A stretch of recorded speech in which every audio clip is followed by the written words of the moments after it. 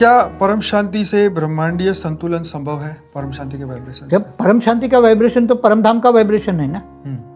तो जब आत्म स्वरूप में बैठ के आत्मा ऊंचते ऊंच परम धाम में बेहद के परम पिता को याद करके पावर लेके परम शांति के वाइब्रेशन फैलाते हैं, तो पहले तो उसके सूक्ष्म शरीर कारण शरीर में आते हैं, पावर बढ़ती का परम शांति के वाइब्रेशन तो पहले स्वयं के अंदर आते हैं ना।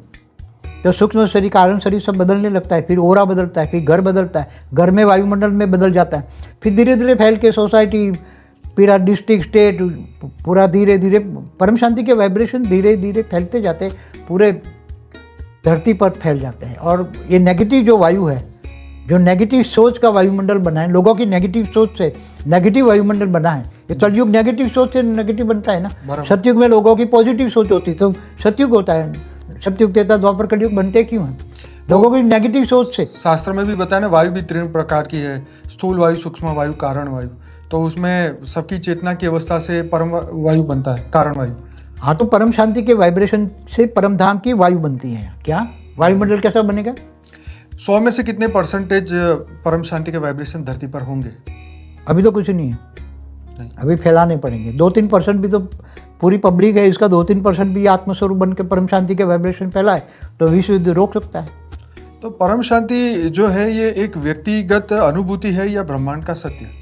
परम धाम की परम सत्य है। परम शांति माना परम धाम में ही होती है। परम शांति, परम आनंद, परमानंद स्वरूप जो शास्त्रों में, वो परम धाम में ही होता है। धरती पर उसको उतारना है। आत्मस्वरूप, आत्मा के अंदर परम शांति है। आत्मा के अंदर आत्मस्वरूप बनो तो परम शांति, परम आनंद का अनुभूति आत्मस्वरूप में ही होता है। देहभान में तो ये देहभान किसका होता है? राक्षस देहभान को मानते हैं। और ब्रह्मर्षि क्या करते हैं? ब्रह्म स्वरूप माना आत्मस्वरूप को मानते हैं ना। अगर महाशिव के पल में अनंत ब्रह्मांड खत्म हो जाता है तो हमारी सोच का क्या होगा? मनुष्य के जीवन का मूल्य ही क्या? कुछ भी नहीं। ब्रह्मांड की वैल्यू नहीं है, महाब्रह्मांड की वैल्यू नहीं है। गैलेक्सी, यूनिवर्स, मल्टीवर्स तक 100 कला का मल्टीवर्स बदल जाता है, सर्जन विसर्जन होता रहता है। तो सब प्रलय, अर्ध प्रलय, कल प्रलय, महाकल प्रलय, महाकाल प्रलय में सब आते जाते हैं, पिसते हैं सब आत्माएं। सब आत्माएं भी पिसती है। तो इसलिए तो जब ब्रह्म ज्ञान हो जाए तो ब्रह्मर्षि ऊपर चले जाते हैं। तो गोलोक और साकेत लोक ये सब कुछ, ये भी सब कुछ ब्रह्मांड मानो सब कुछ खत्म। ब्रह्मापुरी, विष्णुपुरी सब खत्म, कोई अमर नहीं है। कुछ नहीं।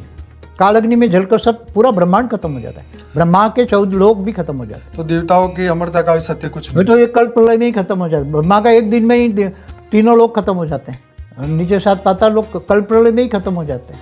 ब्रह्मा के एक दिन ही सब स्वर्ग भी खत्म, नरक भी खत्म।